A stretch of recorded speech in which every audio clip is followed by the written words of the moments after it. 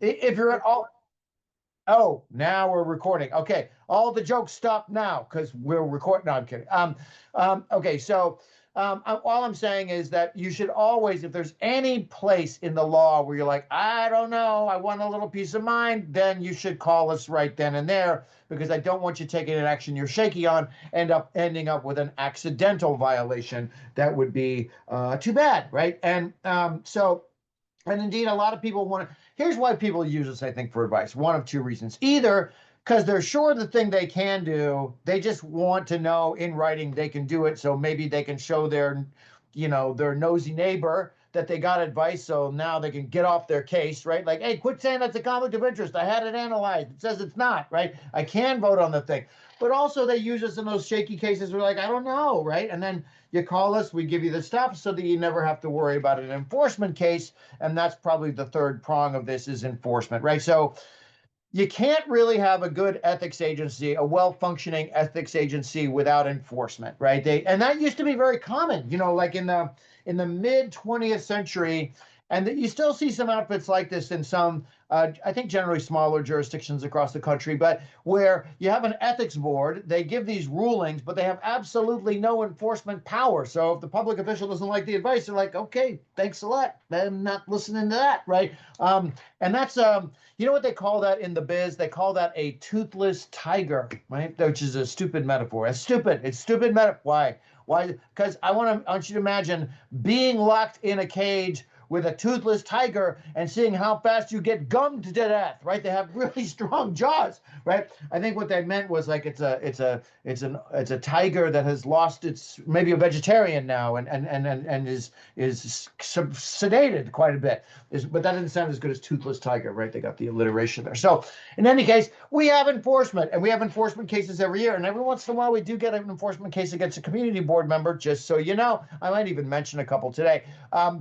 And so I'll just go over what can happen. Like if somebody messes on accident in a very small way one time, they might get what's called a public warning letter from the board that says, look, this really does, from all the facts that have been collected, it really does look like an accident. So now you know better. People can learn from this fact pattern and we all move on to greater things, right? But many times the violation is more serious than that, and it kind of seems like the person knew what they were doing, or has profited seriously off this thing, and then that could make a serious fine. And the fine could go up to $25,000 for one violation. That's very high, I think, especially for a community board member who's not even being paid anything.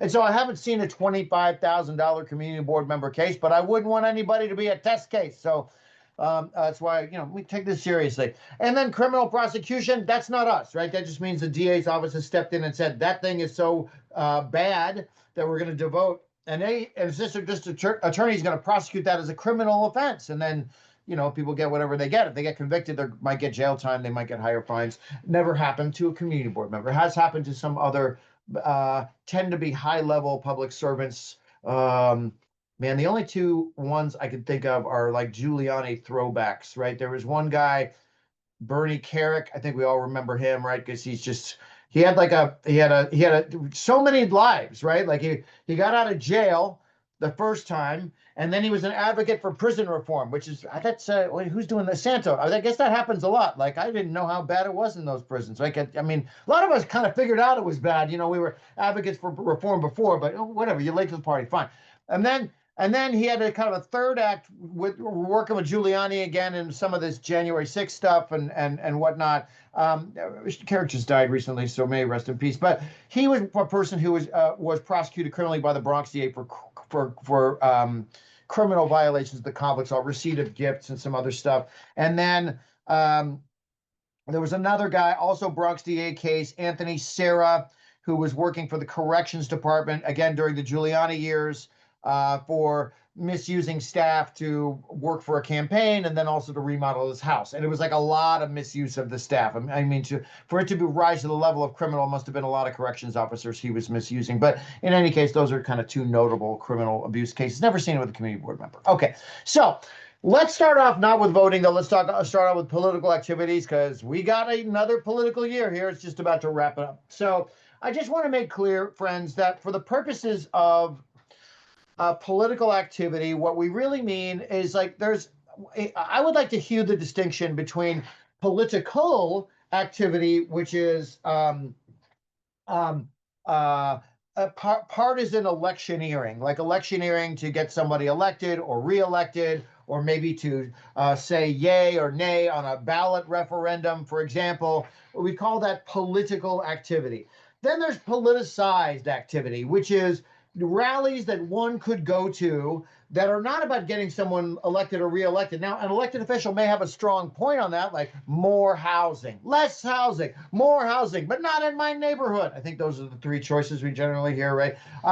That's politicized activity. It's not to get someone elected, although it is something that a lot of elected officials have some sort of opinion on. You get the idea. Now, in one way, or in these four ways, the rules are exactly the same, right? You don't do it on the clock. You don't do it with a community board copier. You don't do any of this stuff at a community board meeting. We're fine, right? Community board meeting stuff is for the public business. But even here, one could argue that politicized activity where like hey everybody, there's a rally for more education or more dollars spent on public health or save the climate. Couldn't that be talked about at a community board meeting as a community issue? Probably. And it's not really, it's not to get anybody elected or reelected. So, how could that, I mean, people are going to bring that kind of stuff up at a public meeting, I assume. But we don't use our city position to, and certainly we don't misuse city resources to get somebody elected or reelected or on a ballot initiative. And we don't misuse confidential information that for anything. Okay, but let's talk about the special rules. First of all, this is not a special rule. Just you only use the community board resources for community board things, not for private things, not for personal things, and not for political or politicized activity. So if you've got an opinion about Save the Whales and you're going to the rally on Sunday, you don't use the community board copier to print out 1,000 flyers for it, right? In the same way that you wouldn't use the copier to print out even one flyer for a candidate running for office, especially not your campaign, but anybody's campaign, right? Okay. Now, where the political activities are slightly different is these extra restrictions. And one of them is that we are prohibited from soliciting donations from anybody we have juice over. Juice, very technical legal term there, but basically what it means is if you have some authority over that person because they are your subordinate, so think of like the staff that supports the community board, your community board member, right? You have juice over them. Or let's say there's some business that's coming before the community board on some pending matter, you've got juice over them too. So don't ask him for a political donation. Like the guy's going to get his liquor license application re-upped at the next meeting. You're not shaking him down for political donation. I think everybody knows that, right? So then the other thing that's special on this is this one on the right. And this has been in there for a long time. The entire 30 years that the laws existed, this has been there, more than 30 years. But in any case, and what it says is that if you've got a subordinate, and you do, district manager and all the people who work in the community board office are considered to be your subordinates. And I know that feels funny to some people because it's like, well, the DM tells me everything to do. It's like, yeah, they are the institutional backbone, but you control their employment, right? So technically they are your subordinate, even though maybe in some ways, in terms of the way, especially if you're new, they seem like they know a lot more than you. Well, they do because they've been around a lot longer, but they're your subordinates, right? So you can't even ask them to be involved in a campaign. You can't ask them to contribute. You can't ask them to volunteer. You can't ask them for money. You can't ask them to vote. You can't ask them. And don't get caught up on where or when this is, right? We have a constructed notion of the workplace. If you're their subordinate during the community board meeting, you're also their subordinate all the other days when you're not at the meeting. Why? Because that's the way these laws work. Otherwise, people would just accept bribes on vacation. Like, oh, I can't take this while I'm clocked in. Let me clock out now. Now I'm not a public servant. No. You're always the public servant. So even if you call the DM at home and ask them for a donation or ask them to volunteer for this campaign that you love, it would be a violation because of the sort of constructed notion of the workplace. Okay, so let's move on from that. Now, I don't know even why I put this in because this doesn't involve anybody. There are certain very high level people in New York City government who have very curtailed fundraising that they can do. They basically can't fundraise at all for local offices. But I don't know. I shouldn't have even put this in because it doesn't apply to community board members and it doesn't apply to DMs or anybody, the staffers. So let's skip that. Can you endorse? Yes. Is endorsing a candidate a city activity? No. So you do it on your own time. You don't do it with city resources, and you don't use community board letterhead. But certainly you can endorse. And if in your endorsement you say, John Smith, I endorse this candidate. Here's who I am. I'm a professor at Hunter College. I volunteer for the Kiwanis Club. And do they even still have that anymore? Whatever, it doesn't matter. And I'm also happen to be on Community Board 6. That's who I am. So you know why I'm talking about this. That's fine. That's biographical. But you can't say like, I, board chair of Community Board 6, endorse this guy and put it on CB letterhead. That would be too far, right? Because now you're making a political action sounding like a city action. Okay. Vote. Hey, here we go. Now, you will notice I have prefaced this with a great little design choice, right? Discussions are in green and voting is in red. And there's a very specific reason for that, which has to do with the fact that discussions are almost never prohibited, even when you have a conflict of interest. Now, one might argue from my design choice here, I maybe should have put it yellow instead of green. And the reason why is because if you have a conflict of interest and you want to participate in the discussions, you must disclose your conflict in order to participate in the discussions, right? So let's just go through this. Let's talk about voting first.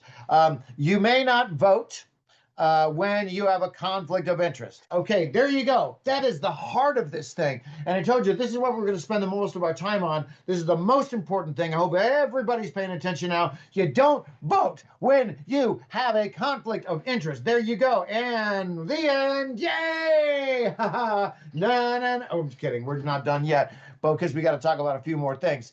What is a conflict? A conflict is when you the vote, the action that you would take as a public servant, most of the time that's voting for you, would cause a direct economic gain or mitigation of loss for yourself or one of your associates. Associate is a fancy way of saying it's like a term of art legally here, which means a close relative or someone with whom I have a financial relationship. Okay, so now that we've done that, hey, we're done. Except we really got to think about what an associate is. We gotta define that. So what is that? Okay, an associate is a spouse, child, parent, sibling, or anyone with whom I have a financial relationship. So very broad there, right? So client, business partner, debtor, creditor, friend, landlord, tenant, employer, my supervisor work, or not-for-profit if I sit on his board. These are all the people that I am associated with. So I cannot vote on an action that affects my bottom line or any of their bottom lines. That is a lot of people. Now here we have just said it again. It's a different format, but it's the same stuff. Now, one thing I did not have that last thing, but it's important to know is that let's say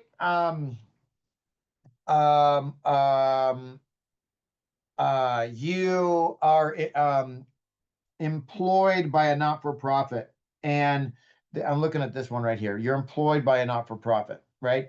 Now, the vote is going to, and this is actually taken from an enforcement case from about 10, 15 years ago that happened, I think maybe in I don't know. Maybe Meatpacking District is where this happened. What is that? Is that CB1? I can't remember now. Doesn't matter.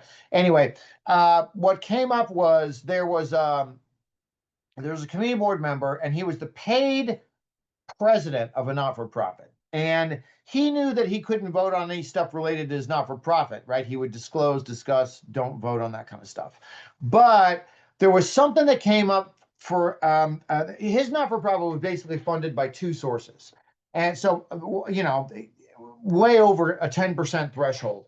And he voted on something related to one of those two sources. And that's sort of like voting on something of the people that underwrite a lot of your salary. And so he got a warning letter case from that. It's like, that's a pretty direct conflict. You shouldn't have voted on that. So that's what this bullet point means here, is that if your employer is a not-for-profit and there's some entity out there that funds over 10% of your not-for-profit's operating budget, if you're a paid employee there, you've also got to disclose that's a conflict because they're a big source of your salary there at that not-for-profit. Okay, so that's what that means. Now, Boom, boom, boom. What's an associate? Okay, so we talked about that. Now, what's not an associate? Everything else. So look at this list: cousin, uncle, aunt, friend, friend, like friend.com, which is not your friend. I don't care what they say on those posters. I will never believe that. Friend.com. Forget you, data collection people, you AI sham people. But and also probably not somebody on Facebook because either that person's never really been your friend or they're also a bot too. Just saying. Now, dude, you knew also not listed. Now, I know that sounds weird because it could be in your life that you have people who are closer to you than your relatives and they are your friends. But when the conflict of interest, when the Charter Revision Commission was meeting 86 to 88, so that's almost 40 years ago now, they wanted to have very consistent enforcement and advice on this stuff. And friend is just too squishy of a notion to try to legislate, which I think everybody on this call knows, right? So if you have a job, like most of us, then like I'll ask the question, like, has there ever been somebody at your work who comes by your office like every day because they were sure that you were friends and you weren't that sure? That's what I'm saying. It's very hard to agree like what friend is. So they don't try to legislate it. So what this means is if your friend has a matter before the community board that involves their liquor license application or their zoning variance, if they are not a friend with whom you have a financial relationship, then you can vote on the thing and you don't even have to disclose anything because there's no conflict of interest. Now, let's move on from that. Discussion. Discussion I didn't really go into in a whole lot of depth. So let me go back here for a second. You notice discussion is green. So let me just review this. Let's say I run like a private architecture practice. One of my clients is now coming before the community board. It's not related under whatever I'm working on them, but I do have a financial relationship with that client, right? And so that's a financial associate of mine. So what's going to happen is they now have some other matter, right? I'm working on their whatever their kitchen restoration, but they need a zoning variance, right? So it's not related to what I do with them, but I am associated with them. So now I want to participate in the discussions, even though that's my client. I can do that, but I have to disclose that relationship with this entity, say, hey, that's my client. And I have to do that when? Before I participate in the discussions, because otherwise you're pulling a little sneaky one, right? Like, hey, all right, we just voted on the thing and now I'm going to disclose. Like, well, first of all, you couldn't vote anyway, but no. You participate, you disclose up top so that people have the fulsome, if I'm using that word correctly, a view of your opinion and your connection to the person who needs whatever they need from the community board. So disclose up top, and then you're allowed to participate in the discussions, even though you can't vote. So it's disclose, discuss, don't vote, and we call that the 3 Ds. The 3 Ds. Okay, boom. Let's now move back into where we were, and we were going to talk about direct. Okay, this is very crucial to understanding how the law that we have is written and how it's been interpreted. Again, this is in the interest of having a straightforward law that is not sort of nebulous around the edges. What they say is that you've got a conflict of interest when there is a potential direct gain or mitigation of loss to your interest or to your associate's interest. So it's not like a putative gain or a potential gain or a like might be a gain. I don't know. It's a head scratcher. Like it could be relative to something else, blah, blah, blah. And the classic example, and I've given this example before, but I use it all the time because I think it's such a good one. So forgive me if you've heard it before, but it really does illustrate the point well. Here's an example. I didn't always want to be the director of conflict of interest training for the city of New York, which sounds really like I'm important until you realize I've got an army of currently 2 people. So anyway, I've got dreams. And one day, and I have young children, so who knows when I'll retire? Not for a while, but when I do retire, maybe I will own a tiki bar. And I'm a misanthrope already, so it's only going to be takeout. I know, limited income. I don't know, but you know what?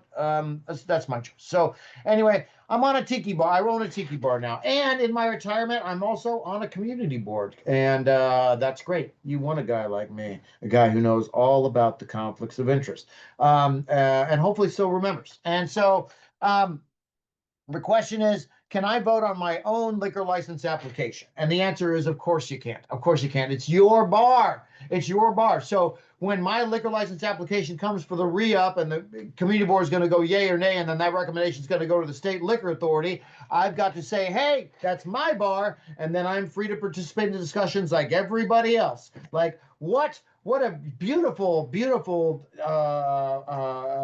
addition to the cultural look of this city. It's like Los Angeles, a little piece of Los Angeles right in the middle of this block, right? Like, it's amazing. You got to support this. I could say whatever I want. They might not think it was good, but the important thing is I can say that once I've disclosed. But then I don't vote. Now then, so then the question comes up, like, it's direct to you. So what if somebody opens up a tiki bar right next to mine?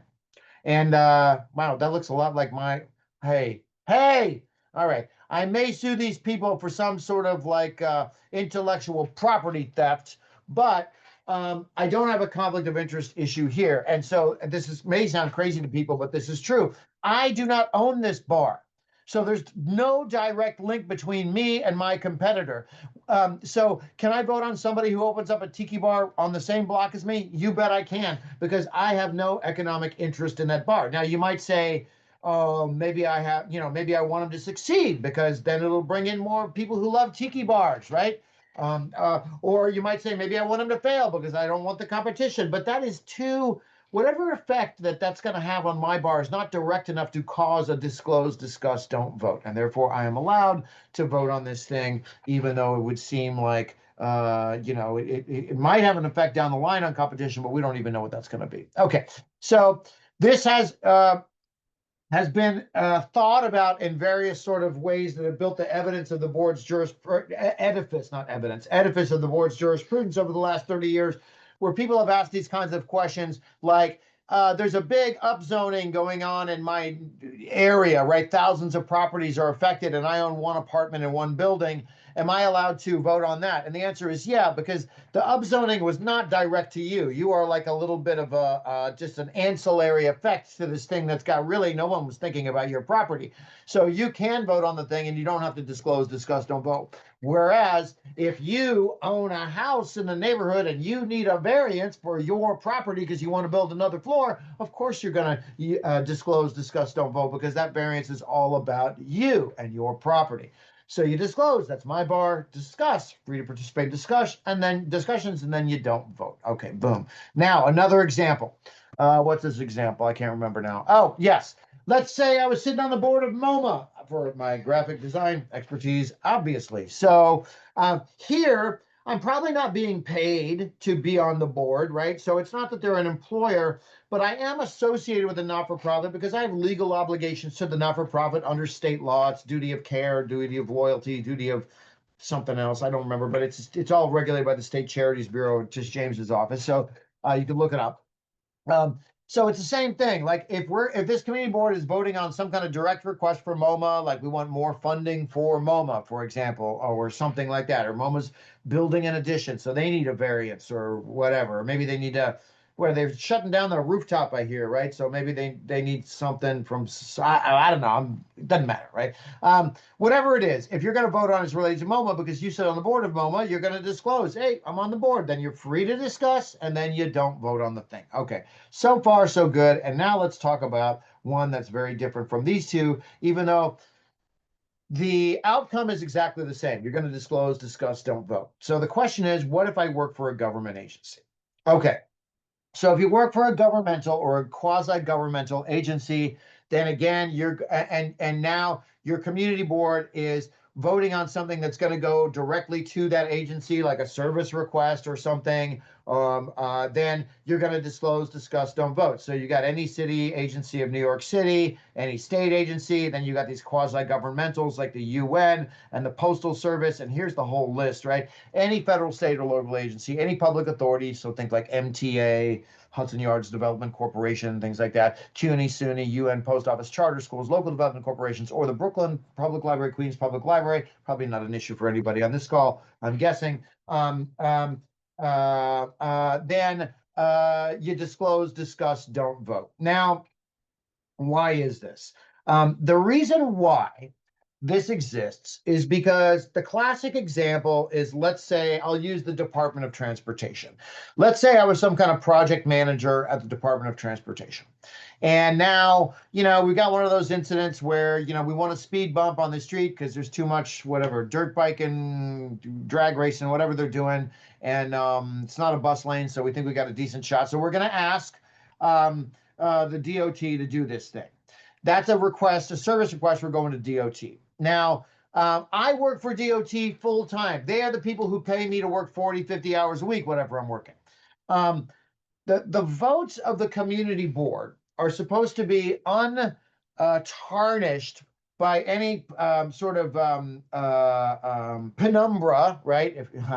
There's your GRE word for today, penumbra of outside interest. And when I'm working 40 hours a week for DOT, and then I vote on a community board DOT thing, it kind of could feel like to the outsider that DOT's got a man on the inside. So if I work at DOT and there's a DOT matter that's being voted on, then I'm going to disclose, discuss, don't vote. I work for DOT. Now I can say whatever I want, and then I don't vote on the thing. Now, also, I can't chair a committee that regularly hears matters related to DOT. Now, let's say I work for DOT in Staten Island, but I'm on a Manhattan community board, which is not a great commute. Why are you doing that? But let's say, well, it's all kinds of exigencies. But let's say you were doing that. You still couldn't vote on anything. Now, clearly, you're handling Staten Island DOT matters for DOT. You still can't vote on Manhattan Community Board DOT related matters. So think about that with DOE. Like you're a DOE school teacher, you're on a community board. You teach in the Bronx or in Queens. You still can't vote on DOE related matters on your community board, and you can't chair the whatever that committee is that always thinks about education committee, maybe what you call it, youth services, I don't know, whatever, maybe different for different community boards. You can't chair that committee, although you certainly can be on it. You can always be on a committee, even if you've regularly got conflict of interest. Okay, so to summarize on voting: disclose, discuss, don't vote. Okay, now let's talk about chairing. Okay. If you're a CB chair, you might have a conflict of interest come up for you like anybody else. So if there's a matter on the agenda for the evening where you're going to have to use the 3Ds, then that's certainly what you're going to do on that matter, right? But also, you can't be the chair of the meeting for the entire meeting, not just that one issue, right? Why? Because the chair has some power to set the agenda, etc. And so you want the whole thing to be, pure as the driven sow, so to speak, and unimpeachable. And therefore, someone else is going to lead that entire meeting where you, the chair, have a conflict of interest, maybe in just on one issue, and you use those 3Ds. Okay. Now, what about chairing committees? You can be you can be a member of any committee. If you're a chair of a committee, you're going to use the 3Ds, and then you're not going to be chair of the committee for the entire meeting if you've got conflict of interest. But let's go back to that architect example. Let's say I'm a practicing architect in my community board district. I've got lots of clients. My clients are always coming before the land use committee. If I have to use the disclose, discuss, don't vote more than 3 times within a 12-month period, I cannot be the chair of that land use committee or housing committee or whatever you're calling it, right? Could I be on the committee? Yes. But and the reason why is because think about this, like when you are chair of a committee and you've got just one issue as a conflict for you on that whole meeting, you can't be chair for that whole committee, right? How many times do committees meet? Like 9 times a year. So you're essentially already like, you're out of there for 3, right? So it's, I think it makes some sense. And anyway, that's the issue, right? So, and then if you're an employee of a city agency, right? So your Department of Ed, Youth Services Committee, you can't be the chair of that committee. It doesn't matter 3 times or not, you just can't be the chair of that committee. But you can serve on the committee. And as a DOE teacher or DOE person, you might be very valuable to the Youth Services Committee. They might want a lot of your input that you do with the disclose, discuss, don't vote. That could be very helpful to them, but you can't be the chair of that committee. Okay, vote tabulation. All right. Conflicts do not affect quorum. Okay, do not affect quorum. They do not affect quorum. Now, what do I mean by that?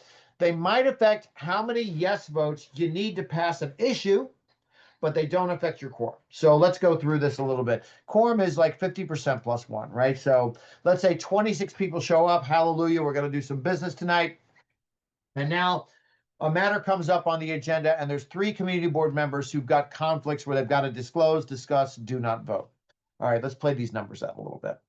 Now, normally, what we would think is to get a yes on this issue, if there were no conflicted people, we would need 50% plus 1 of the people in the quorum to pass the issue. That means we need more yes votes than a combination of noes and abstentions to pass an issue. So if 26 people can vote, that means 14 yes votes are needed to pass the issue, right? Now here, 3 people cannot vote.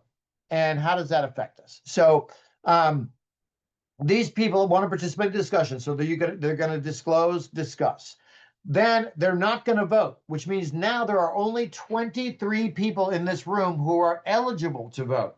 So now 50%, a little more than 50% of yes, that's what you need to pass the thing. Your number dropped from 14 to 12 because there's only 23 eligible votes in the room, and majority plus a little bit more is going to be 12 votes. You know, that's a little more than half of 23. That's what you're going to need to pass the thing. Now, quorum is maintained because everybody's still in the room and everybody can still participate in the discussion if they want to, but the number of yes votes that you need may be affected if you've got people who are conflicted and therefore are not allowed to vote. They disclose, discuss, don't vote, the 3 Ds. Now, a conflicted member of a quorum may not vote. Right, so this is just the math. I already did this, right? So pass, you need more yes than no. If you got 26 present, you're gonna need 14. Got 23 who can vote, then you got 12 yes votes. Now, I'm gonna make a case for this, friends, that if you are eligible to vote, you have 3 options to you. You can vote yes, you can vote no, or you can abstain. Be aware that the no's and abstentions are going to be counted together, and they have to be less, they have to be fewer than the yes votes, right? The yes votes have to prevail over the no's combo with abstentions, right? Now, when you are not entitled to vote because you have conflict of interest, you are not allowed to abstain.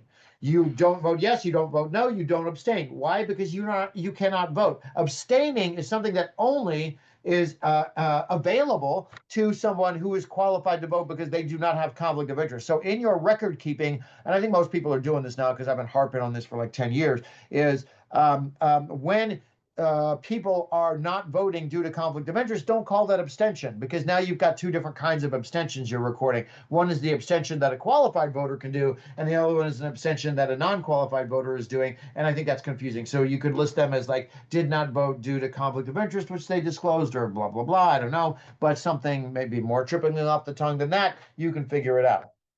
Maybe you've got a copy editor on your community board. Okay, other topics. See where we're at here. We're doing good. We're doing good because I got just a bit more stuff to do. This is the grab bag of other stuff. So here we go. Number 1. What is it? It is, do you know who I am? Oh, ma'am.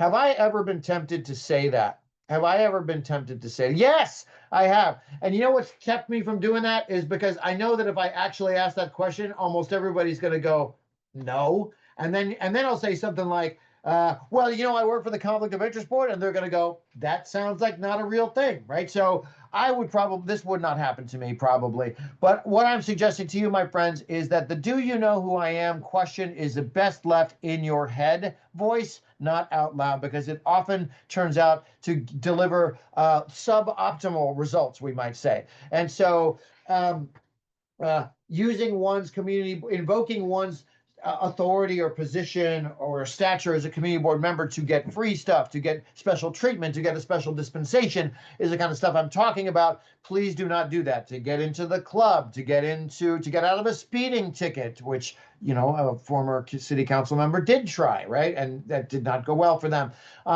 Public servants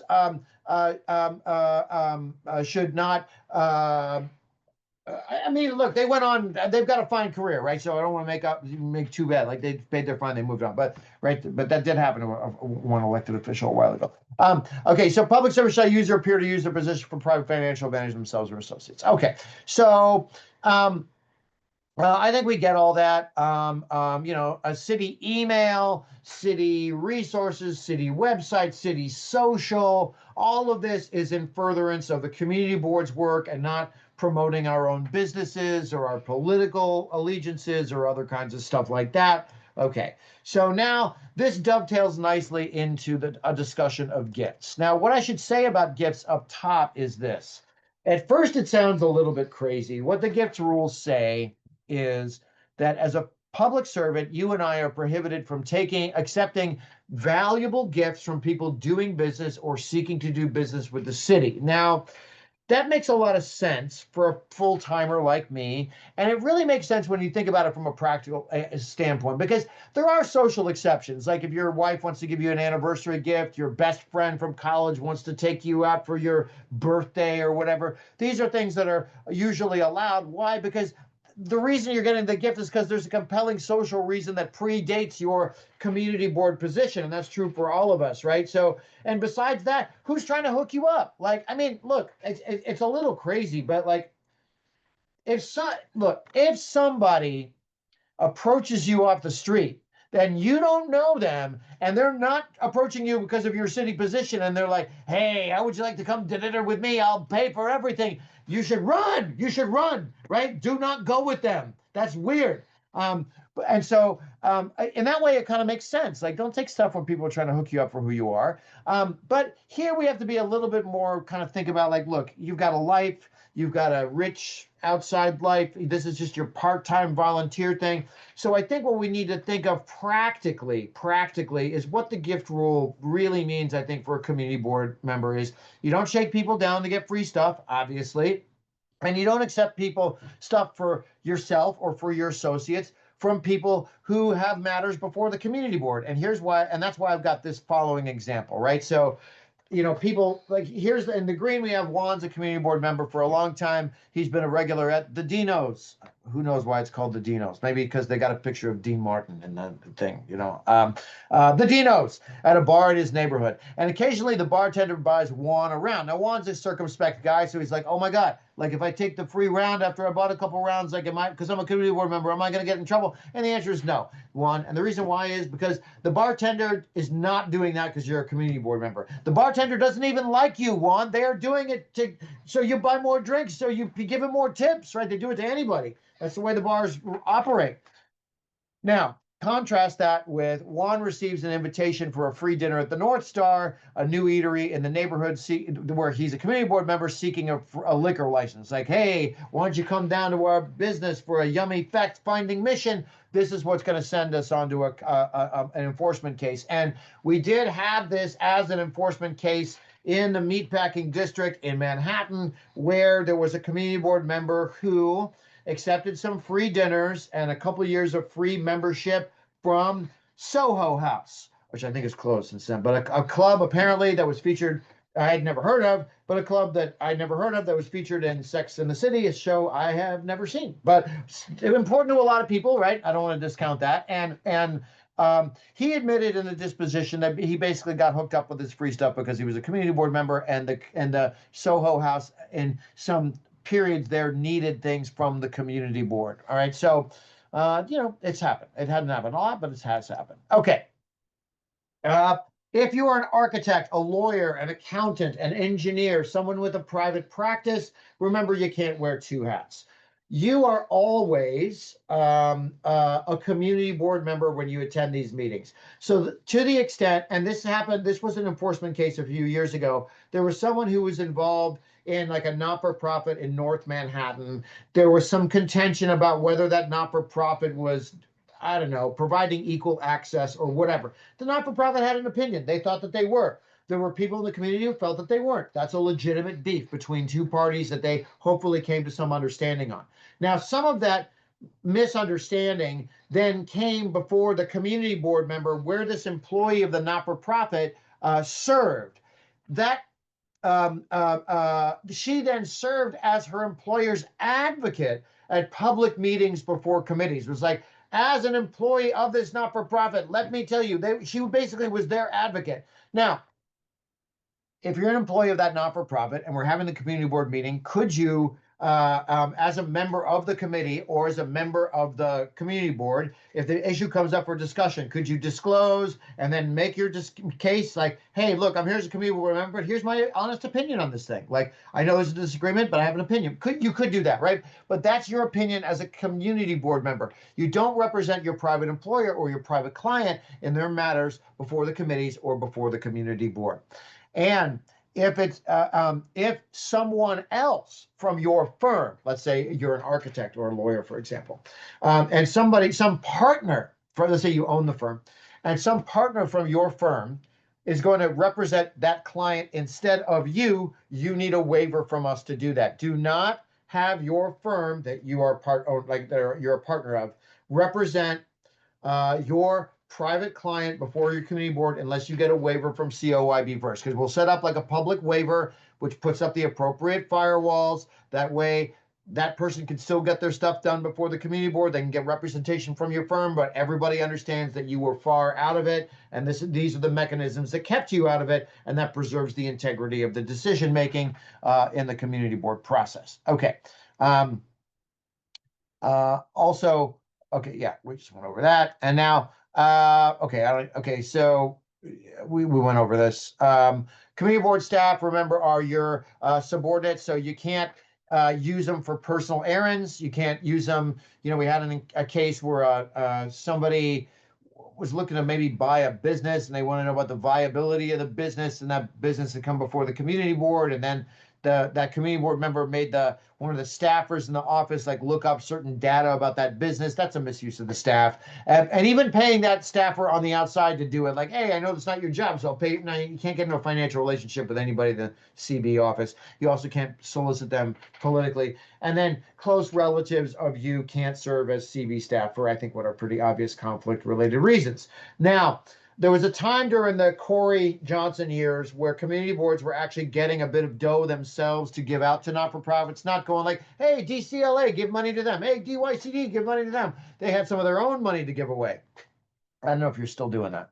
But if you are, just remember, a community board member generally can't sell any kind of goods or service to the community board unless they get a waiver. And this waiver is hard to get. And why? Because it's New York, baby, right? Like, let's say you own a catering company, and they're like, why don't we just use Joe's Catering Company? He's right here as a community board member. And say, you know how many caterers there are in Manhattan? I mean, look, I am from Manhattan, Kansas. That's true, actually, where Kansas State University is. And that was my father's first tenured faculty position at a time when a lot of red-baited professors were living there. So it was a really crazy time. And the town only had one grocery store in the early 70s. It's called the Dutch Maid. If you're a community board member and you're the one grocer in town, maybe the community board member's got a contract with you for the block party. It simply isn't true in the Big Apple. Probably not even true in Manhattan, Kansas anymore, but in any case, you get the point, right? So you can always ask for the waiver, but the chances of getting this kind of waiver to do business with the community board are very slim. Again, you can ask. Asking is free, but I wouldn't bet the farm on it. Bet the farm. That's okay. Now, so just to review, seeking to do business with the CB directly, you can ask for a waiver, probably not going to get one. If the firm where you're a partner wants to represent a client that before the CB, you're going to need a waiver. That waiver is probably more easily granted. This is just, you go here. This is our website. There's a button on here that says get a waiver, and that's how you do it. Pretty easy to get. Now, last couple things.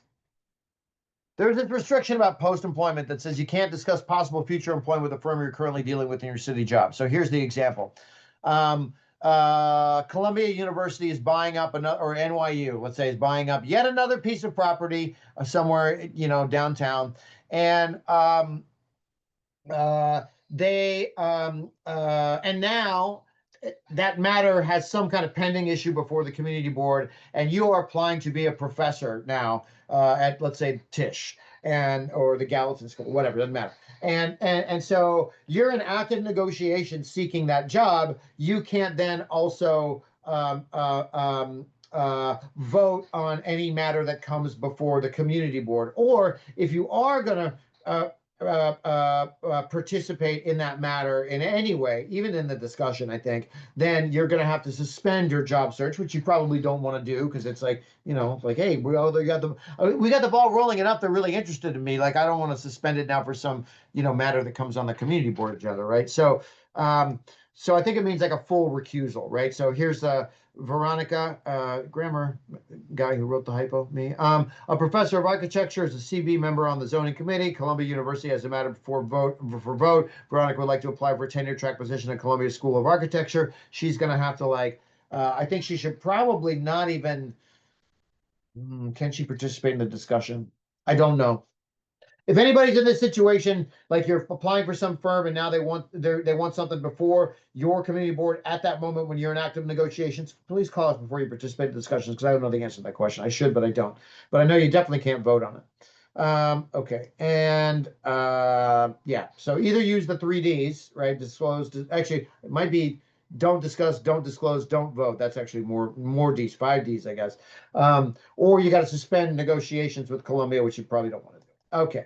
Uh, Once you leave the community board, you can come back to a public meeting the next day as a homeowner. You're fine. What you can't do is you can't represent for compensation private clients back before the former agency served, which is your individual community board, right? So you want to appear before another community board in Manhattan, go to town, but you can't be their representative, their lawyer, their architect, their expedite, whatever, whoever they're paying to represent them before a community board. You can't be that person because you can't make a compensated communication on behalf of a private client before a former community board served in writing, in person, on the telephone for 1 year. Okay, boom.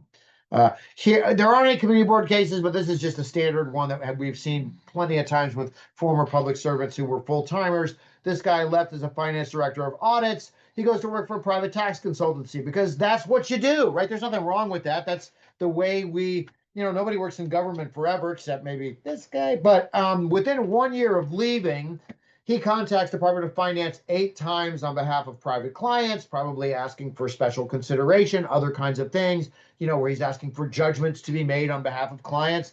And he ends up with a $5,000 fine because that's at least 8 violations of the conflicts law. So pretty typical example. All right. And now, hey, we got to the end. I deserve some sort of gratuity for doing it in exactly 60 minutes, but I can't take it because it would be illegal. So here's how you get a hold. Here's how you get a hold of us. The telephone number's right there. 9 to 5, Monday through Friday is when we're in business. You can also write us a letter. I mean that you're weird. You're a weird person if you do that. But I have a very I love idiosyncratic people, so I'll read that letter. And then the easiest way to get a hold of us is just go on to the website. There's a big button on the homepage that says "Get Legal Advice" on the left-hand side, and you can type in that question 24/7. It'll generate a confidential email to us, and then we'll get to you that way. So with that, Porfirio, I think we had some things in the queue. Do we want to figure out what those things were? All right. So while you were speaking, there were several questions in the Q&A. Those were almost all regarding should I disclose first, and the answer obviously is yes. Yeah. And so it's disclose, discuss, don't vote. Yeah. So I do have a question that was in the Q&A earlier on. As a community board, is it a COIB issue to take a position against a ballot proposal? So would that be under the political? Is it a legal thing? Yeah. So my understanding on that, and this, here's what I would do: is everybody knows that there's been some guidance from the law department on a previous issue. I'm sorry to say, or maybe I'm happy to say, that this falls outside of the bounds of the New York City conflict of interest law. So I don't really have any. It would be kind of remiss for me to pretend like what this stuff means. But I think that the two places that you want to go to are, one, let me just stop sharing here because I had it open here earlier. You want to go to the law department, and maybe you go to the law department through the Manhattan Borough President's Office, the general counsel there, to see if the law department has any. Because Porfirio, what was that issue a few years ago where they were like, "Hey, the community boards aren't supposed to have an opinion about this." It was like but it was that directive that went out, right? Yeah, it was referred to city law. So. Oh yeah, okay. And then the other one is on the campaign finance law side, Charter Section 1136.1, which I'm just going to pull up here, prohibitions on the use of government funds and resources. The electioneering messages is a definition within that that says like means a statement designed to urge the public to elect or defeat a certain candidate for elective office or support or oppose a particular political party or support or oppose a particular referendum question. And so I think my amateur right reading of that is it seems to me that the campaign finance law would prevent the use of government time and resources and funds to make statements about for or against a ballot initiative. But I'm not the person who thinks about this stuff. So you got to go probably to the campaign finance board to find out about that. And they're awesome. They're very friendly. The guy who runs it, Paul Seamus Ryan, the new executive director, he is amazing and his people are amazing. So I would contact them about that, about can the community board, use resources to have to promulgate an opinion about for or against a ballot referendum. I think that goes to the campaign finance board. Okay. Okay. Now we have a question about actually calling votes.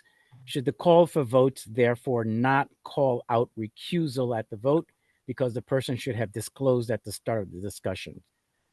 That I don't think that the conflict of interest law cares officially very much about the details of how you're managing the vote. My best practice advice was to do it the way that your particular board is going to get the least confusion about who's eligible to vote and who's not eligible to vote. Just because we don't want the people who are eligible to vote and abstaining, we want to know that those votes count.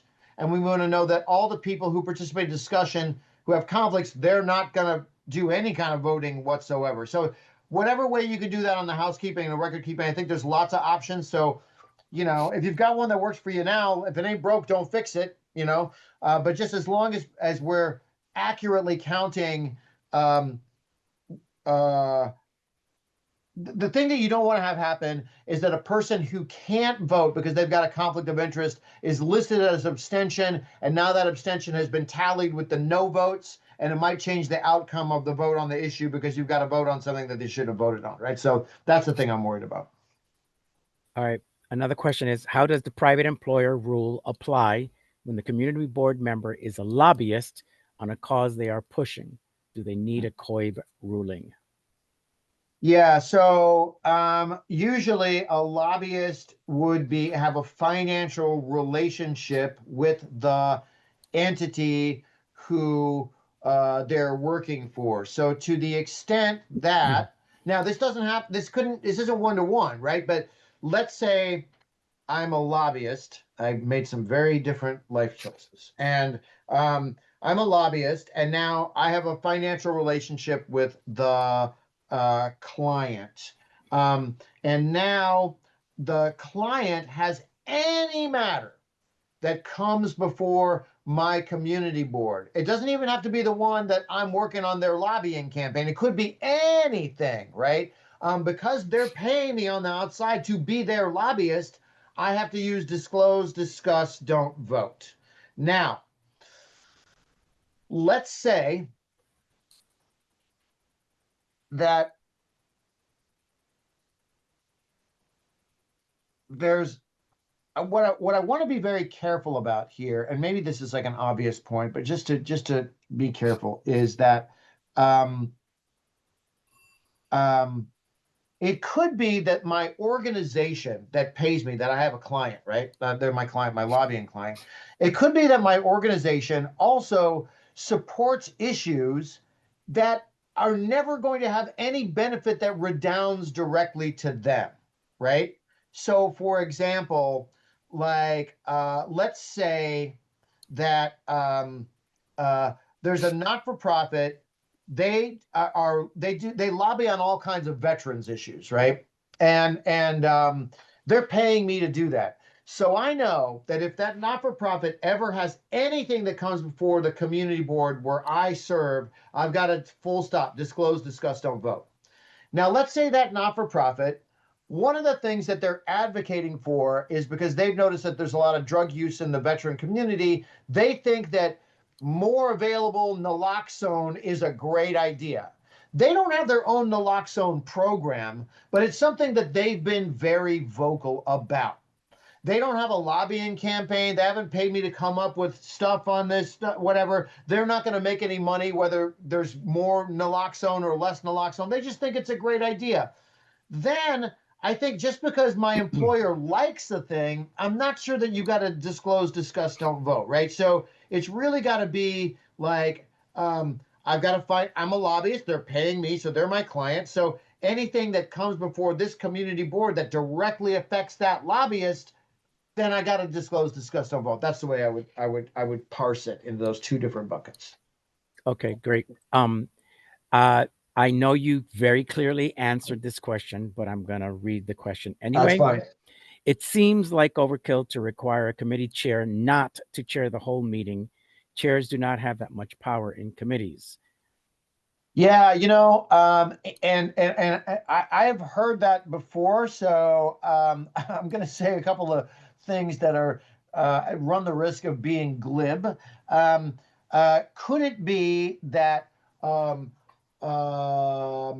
reasonable people can disagree on these kinds of precise points, like how much power does a committee chair really have? Well, even committee chairs that are on different committees within one community board probably can disagree on that. And certainly committee chairs on different community boards can disagree on that. I think that the board in its thinking here, I think that ethics rules are often thought of best as like a fence that you need to not be right next to, not because it's electric, but more because, like, I don't know if anybody has been on this call or on this call has ever been to the cliffs of Mar, like in Ireland, on the west coast of Ireland. But there are these cliffs and they got this really sheer drop all the way down, like a depth drop, right? And there's this fence there. And I'm the kind of guy, because I have a heights issue, where like I'm like way over here. I am not on top of the fence going like, hey, I'm not falling yet. And I think this acrophobia that I have is sort of like what we think about with the ethics rules, is that they're kind of put up there because if we make it this way, we know that no one's ever going to get close to anything that's in the gray area. So you might be right that in some instances, especially in your lived experience, this seems like a little overkill, and you probably wouldn't be the only one. But I think that that's the rationale for why the rule is that way, which, again, you are still free to disagree with. I'm not saying this is the perfect choice that's going to make everybody happy, but I think that's why it is that way. Great.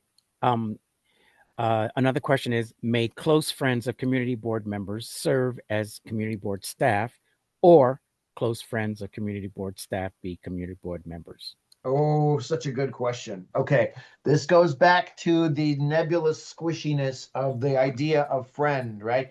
Friends, how many of us have them, right? That's a reference for a certain aged person like me. But in any case, it's very difficult to define friend, and therefore, while um,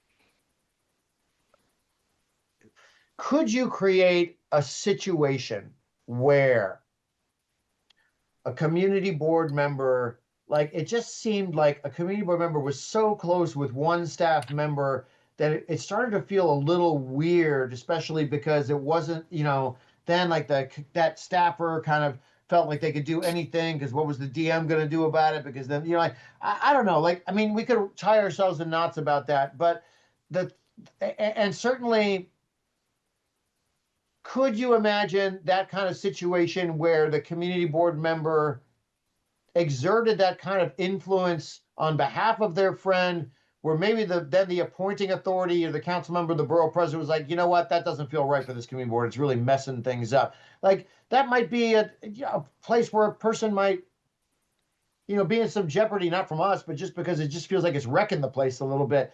But let's go back to what I know about, which is the conflict of interest law.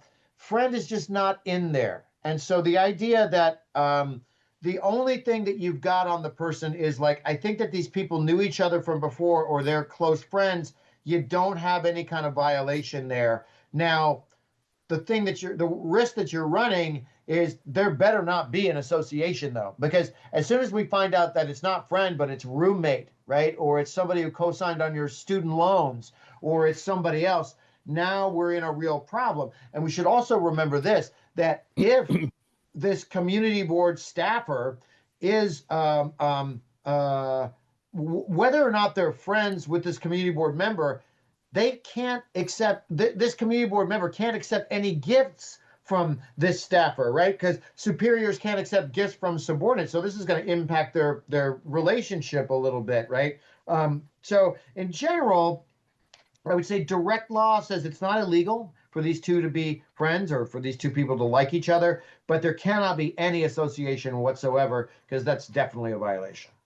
Okay, great. Two last questions. Yeah. One is very direct and one is very nuanced. The direct question is, how long does it take to receive a response from COIB? Okay, that's a great question. Because COIB's been doing this for roughly 35 years and does it well, a lot of what I would call the routine answers you can get on the phone right away, and then we'll give you a follow-up email that says, "Dear community board member, you gave me these facts.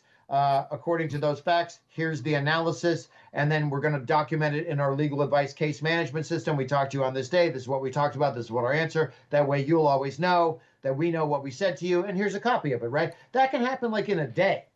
Now, does it always happen in a day? No. Like if a community board member needs a waiver for their firm's partner to represent a client before the community board, that's going to take, I won't say it takes 30 days, but because it's a waiver, that takes the action of our chair to sign off on. So, you know, we're going to have to get all the facts in place. You say, like, is this a waiver that we think they'd support? We think yes. Okay, it goes before the chair, and then they sign off on it. So it's going to take a couple of weeks probably, and then things can get really complicated. You know, like when Mike Bloomberg was elected, it took about 6 months to figure out what he was going to do with all of his financial interests, because we'd never had a billionaire mayor before.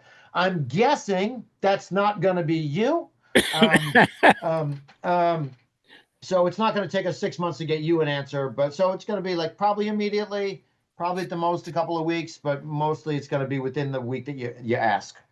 Okay, terrific. All right, the last nuanced question. Your concerns about recusals are very illuminating, and I've seen many who did not speak up to recuse until the end.